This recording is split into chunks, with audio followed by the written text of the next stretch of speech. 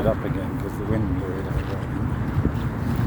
This is going to stop any minute because the message window is going to come up and kill the video recorder.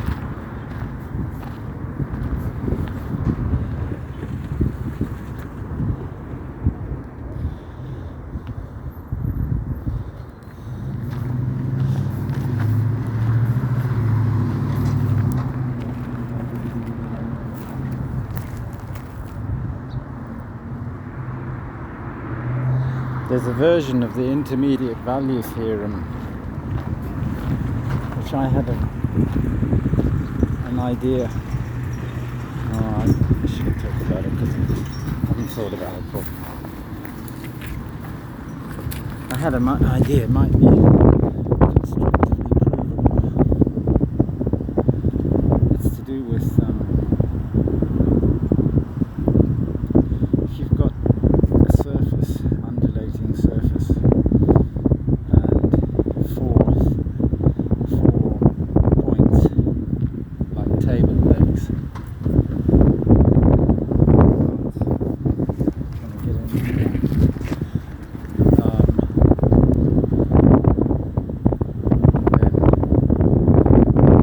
There's a theorem that if the surface is smooth, you can always find a position where the 4 points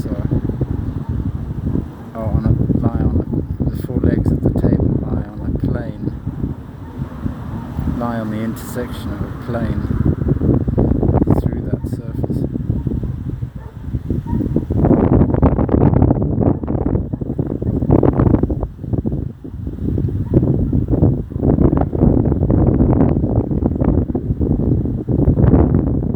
I think you use the intermediate value theorem to prove that.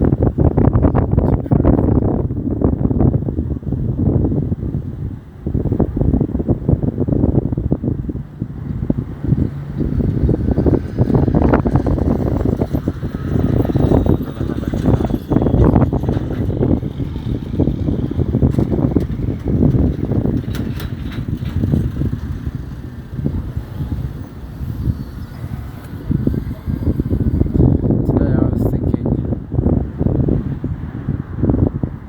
once I got my head straightened out, I was thinking a lot about computer programming stuff I'd done to do with concurrent systems, to do with IBM's stupid limitations on, because they made this IBM PC and they didn't want people to use it for things that you needed $100,000 worth of mini computer to do, because they were going to cannibalize their own market. So they put all these stupid limitations in the BIOS. One of the systems I worked on was Voice Tech in Texas.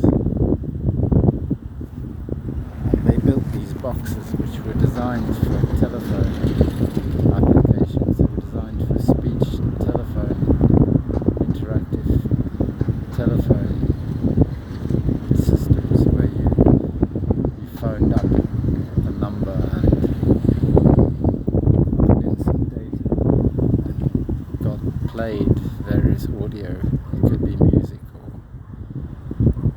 or synthesized speech or recorded speech fragments put together to say something. There was a scam going in Britain where you could have premium rate telephone calls that the privatised British Telecom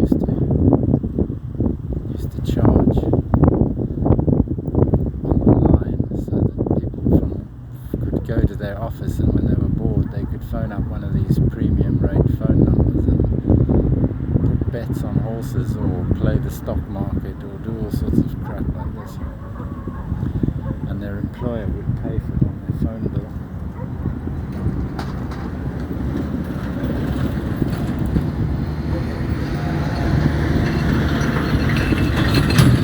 Don't worry about that. The interesting bit was this the way this VTK system was designed. It had a serial it had a serial interface, RS-232 interface, and you sent command packets down it. And the packets were addressed to particular modules that were on a big bus. And you could have a certain number of channels. I think there was a channel controller computer on them. And they wrote libraries for managing this stuff. And they ported these libraries to... No, they didn't. We didn't use them. I just wrote C code on an IBM PS2 Model 60 or something. And the C code just made the packets and sent them down the wire. And then everything was built on top of just a little gadget. This is going to be I did lots of stuff with concurrency, and I just didn't run into the kinds of problems that people with operating system, that seemed to be an issue. So I didn't actually understand all the stuff about semaphores and programming like that. So the way I programmed was you designed these applications as little finite state machines with events that moved the state from one point to another in some sort of configuration space. And you could have as many of these state machines as you had channels on the system. And as long as you were happy programming your telephone application as a finite state machine and not as a sequential program, everything worked. And actually a finite state machine was a more natural way to program an application like that.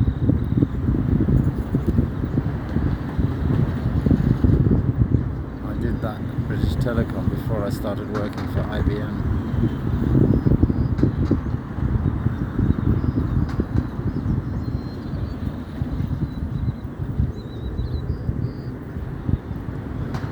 I feel completely sane when I think about stuff like this.